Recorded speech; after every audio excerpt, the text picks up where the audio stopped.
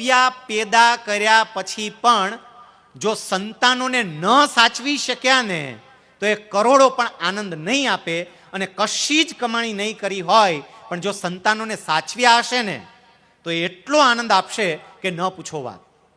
અને એટલે સંતાનો માટે થોડો સમય આપીએ, સંતાનોને સાચવીએ. હું રાજકોટથી આ વાત કહેવા માટે આવ્યો છું.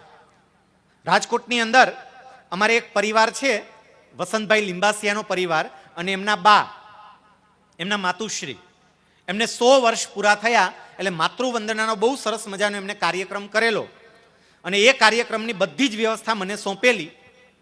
હું જ્યારે જ્યારે આવવા જવાનું થાય કાર્યક્રમ પહેલા, અને એમની દીકરીનું નામ દર્શિકા, કોલેજમાં અભ્યાસ કરતી. આ યુવાન ભાઈઓ બહેનો સાંભળજો, આ દીકરી કોલેજમાં અભ્યાસ કરતી, પણ હું ઘરે જતો ત્યાં બધા સાથે વાતો કરતો, એના આધારે મને ખબર પડી કે દીકરી દર્શિકા રોજ અડધો કલાક પોણો કલાક એની દાદી જોડે બેસે.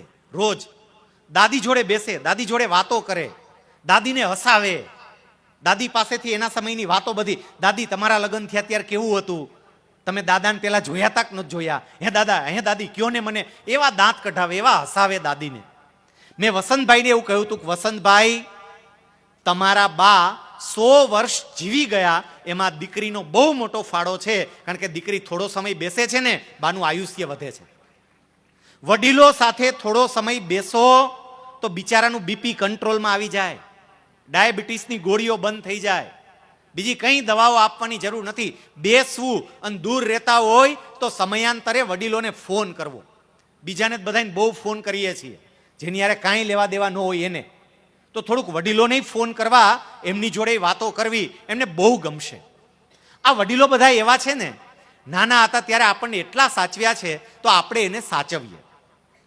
પેલો કઠિયારો રાજા ભોજને એવું કહે છે કે 1 રૂપિયો હું કરજ ચૂકવવા માટે વાપરું છું, મતલબ કે મારા વડીલોએ મારા માટે જે કંઈ પણ કર્યું છે તો એમની ઈચ્છા પૂરી કરવા માટે મારી કમાણી અને મારો સમય હું થોડો વડીલોને આપું છું. આપણે પણ આપણી થોડી કમાણી પણ વડીલો માટે ખર્ચીએ, થોડો સમય પણ ખર્ચીએ, એની ઈચ્છાઓ જાણીએ અને એની ઈચ્છાઓને પૂર્ણ કરવાનો પ્રયત્ન કરીએ. આમાં કોઈ વડીલને ઈચ્છા હોય કે મારે 4 ધામની યાત્રા કરવી છે, મને યાત્રા કરાવો ને, તો કેટલાક આધુનિક દીકરા દીકરી એમ કહે, શું યાત્રા કરીને તમારે કરવું છે, શું લેવા દેવા, સાનું મને બેસો અહીંયા, ટાંગો ભાંગશે, આમ થશે. એની ઈચ્છાઓ પૂરી કરજો. એમની ઈચ્છાઓ પૂરી કરશો અને એનો અંતરાત્મા જે રાજી થશે ને, એ રાજીપાનું ફળ કંઈક અલગ હશે. પહેલી વસ્તુ આ. બીજું, પેલો કઠિયારો એવું કહે છે કે જે બીજો રૂપિયો છે એ બીજો રૂપિયો હું વ્યાજે આપું છું. બીજો રૂપિયો હું વ્યાજે આપું છું એનો મતલબ એમ કે જે કંઈ પણ કમાણી કરું છું એ કમાણીનો કેટલોક ભાગ મારા સંતાનો માટે વાપરું છું, કારણ કે મારા સંતાનો એ મારું વ્યાજ છે. વ્યાજે આપું છું એટલે ત્યાંથી મને પાછું મળવાનું છે, અને એટલે કેટલીક કમાણીનો ભાગ સંતાનો માટે વાપરું છું. આ બીજો સિદ્ધાંત સુખી થવા માટેનો, કે કેટલોક સમય અને કેટલીક સંપત્તિ સંતાનો માટે વાપરવી. સંપત્તિ તો કદાચ આપણે વાપરીએ જ છીએ, એટલે એ બાબતમાં કંઈ કહેવાનું નથી રહેતું, પણ સંતાનોને સમય આપતા શીખજો. એને તૈયાર કરનારા માતા પિતા તરીકે આપણે કેટલા જાગૃત છીએ ને, એ અગત્યનું છે. અને સંતાનો માટે એક સિદ્ધાંત ધ્યાનમાં રાખવાનો છે. એ સિદ્ધાંત એ છે, આમ હું તમને ટૂંકમાં જ બહુ કહેતો જાઉં છું એ સિદ્ધાંતો.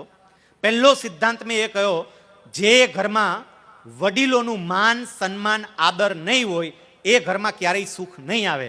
બીજો સિદ્ધાંત, તમારા સંતાનોને તમારા ટેકાની જરૂર છે, તમારી ટીકાની નહીં. ટીકા કરવાવાળી તો આખી દુનિયા છે. ટેકો મા બાપ તરીકે તમે આપજો, તમે એની આરે રહેજો તો એની ક્ષમતાઓ પૂર્ણપણે ખીલશે. ત્રીજી બાબત ઉપર આવીએ કે 1 રૂપિયો હું કરજ ચૂકવવા માટે વાપરું છું, 1 રૂપિયો હું વ્યાજે આપું છું, 1 રૂપિયાનો હું વેપાર કરું છું. વેપાર કરવા માટે 1 રૂપિયો વાપરું છું. ઘણાને એવું થાય કે વેપાર કરવા માટે રૂપિયો એટલે શું, એમ વળી રૂપિયામાં શું વેપાર થાય? પણ કઠિયારાએ રાજા ભોજને સમજાવ્યું કે 1 રૂપિયાનો વેપાર કરું છું એનો મતલબ એમ કે મારા સંબંધોને સાચવવા માટે કેટલીક સંપત્તિ અને સમય હું ત્યાં પણ આપું છું.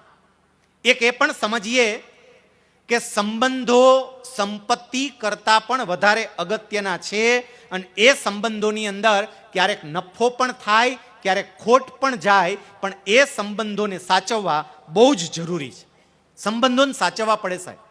સંબંધોને સાચવ્યા વગર જીવનમાં આનંદની અનુભૂતિ નહીં થાય. કારણ કે ગમે એટલા પૈસા હોવા છતાં પણ જો સંબંધ નહીં હોય ને તો એ પૈસાની પણ મજા નહીં આવે. અને જેની પાસે સંબંધો મજબૂત હશે એ વ્યક્તિ બહુ જ આનંદથી રહેતો હશે. અહીંયા જેટલી વ્યક્તિ બેઠીને એક નાની એવી કસોટી આપણે દરેકે કરવી. તમારે તમારી જાતને 4 થી 5 પ્રશ્નો પૂછવાના છે. તમારી જાતને દરેક વ્યક્તિએ આ એક્સરસાઇઝમાં મારી સાથે જોડાવાનું છે. હું અહીંથી પ્રશ્ન કહેતો જઈશ અને તમારે તમારી જાતને પ્રશ્નો પૂછતા જવાના મનમાં. તમારે તમારું આજનું જીવન અને આજથી 10 વર્ષ પહેલાનું જીવન એ બંને વચ્ચે સરખામણી કરવાની છે, કમ્પેરિઝન. આજે તમે જેવા મકાનમાં રહો છો તે અને આજથી 10 વર્ષ પહેલા જેવા મકાનમાં રહેતા હતા તે બંને વચ્ચે કંઈ ફેર ખરો? મનમાં પૂછજો. આજથી 10 વર્ષ પહેલા બેંકમાં જે બેલેન્સ હતું તે અને આજે જે બેંકમાં બેલેન્સ છે તે કંઈ ફેર ખરો? 10 વર્ષ પહેલા તમારી પાસે જે ભૌતિક સુવિધાઓ હતી તે ગાડી, એસી વગેરે, અને આજે જે ભૌતિક સુવિધાઓ છે તે એમાં કંઈ ફેર પડ્યો ખરો? 10 વર્ષ પહેલા તમને જેટલા લોકો ઓળખતા હતા તે અને આજે તમને જેટલા લોકો ઓળખે છે તે એમાં કોઈ ફેર પડ્યો ખરો? આ 4-5 પ્રશ્નો તમારા જાતને પૂછશો ને, હું ખાતરી સાથે કહું કે કેટલાક અપવાદોને બાદ કરતા મોટા ભાગનાનો જવાબ હશે કે 10 વર્ષ પહેલા આ બધું જેટલું હતું ને એના કરતાં અત્યારે વધ્યું છે. 10 વર્ષ પહેલા જે મકાન હતું એના કરતાં અત્યારે સારું મકાન થયું. 10 વર્ષ પહેલા જે બેંક બેલેન્સ હતું એના કરતાં સારું બેંક બેલેન્સ થયું. 10 વર્ષ પહેલા જે ભૌતિક સુવિધાઓ હતી એના કરતાં વધારે સારી ભૌતિક સુવિધા થઈ. 10 વર્ષ પહેલા જેટલા લોકો ઓળખતા હતા એના કરતાં વધારે લોકો ઓળખે છે. બધું વધ્યું. પણ હવે સૌથી મહત્વનો પ્રશ્ન મારે પૂછવો છે, 10 વર્ષ પહેલા આ બધુંય જ્યારે ઓછું હતું અને જે મજા આવતી હતી તે અને અત્યારે જે મજા આવે છે તે એમાં કંઈ ફેરફાર થયો ખરો? અને જો આમ બરોબર હૃદયથી પૂછશો ને તો ખબર પડશે કે 10 વર્ષ પહેલા મોટરસાઇકલમાં જે મજા આવતી હતી ને કારમાંય આવતી નથી. એ તો ઘટી વધવાને બદલે આ બધું વધ્યું તો મજાય વધવી જોઈએ. ઘટી કેમ? એની પાછળનું કારણ કેવું છે? એની પાછળનું કારણ એ છે કે માનવીય સંબંધો ઘસાતા ગયા. પેલા માનવીય સંબંધો મજબૂત હતા. સાહેબ, ગામડામાં રહ્યા હશો, તમને ખબર હશે કે પાડોશીને ત્યાં કોઈ મહેમાન આવ્યું હોય અને એમની ઘરે શીરો ને પૂરી બન્યા હોય તો એક થાળીમાં 2-3 પૂરીને થોડોક શીરો ઘરે આવતો. કેટલા સરસ સંબંધો હતા બધા જોડે. ગામમાં કોઈને કંઈ તકલીફ પડી હોય આખું ગામ ભેગું થઈ જતું.